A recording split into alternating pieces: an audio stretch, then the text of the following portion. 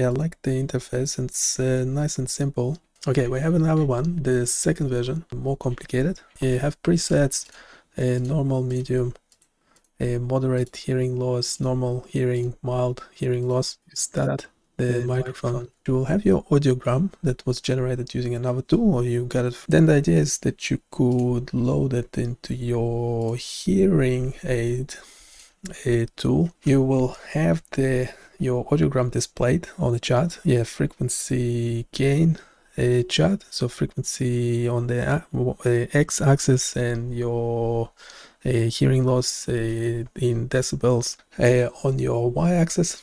And then you could adjust. You will have two graphs on your chart. One is for your audiogram, your hearing status, and the other one will be the settings of the hearing aid. So you could move the data points up and down to set the gain on your hearing aid device, which is simulated by the microphone and headphones of your device, so whatever you have connected to your computer or your phone or whatever it is you're using at the moment. Well, okay, so the most important element is that the audiogram chart, which is also displaying your current hearing status, your audiogram that you generated using another tool, but also it's used as an input for adjusting your gain for the current hearing aid simulation. 1 2 1 2. Okay, we have 5 of these. Is any of them working? Yeah, this one's actually working.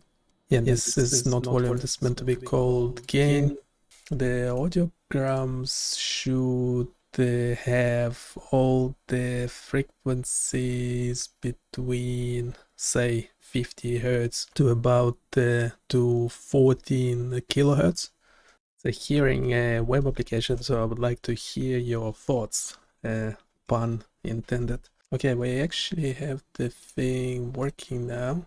Problem is, so normal hearing is fine. That's the one loading by default. Yeah, logarithmic, switching to logarithmic seemed to work well.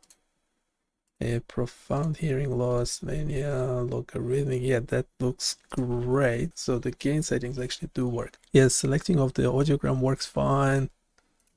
Selecting the scale type works fine. The enable microphone. Okay, we get something. It's reverse. Okay, it will be super loud if we... Also, when we select a different audiogram, probably the gain should be changing automatically. Yeah, that's interesting. Did Claude do a better job than ChatGPT? Well, yes. Yes and no.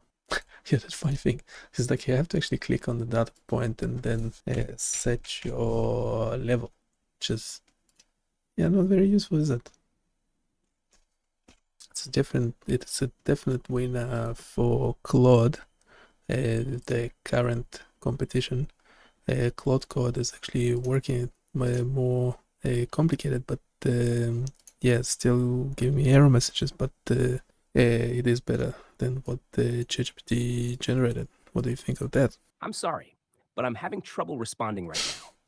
Please wait a bit and try again. Yeah, okay.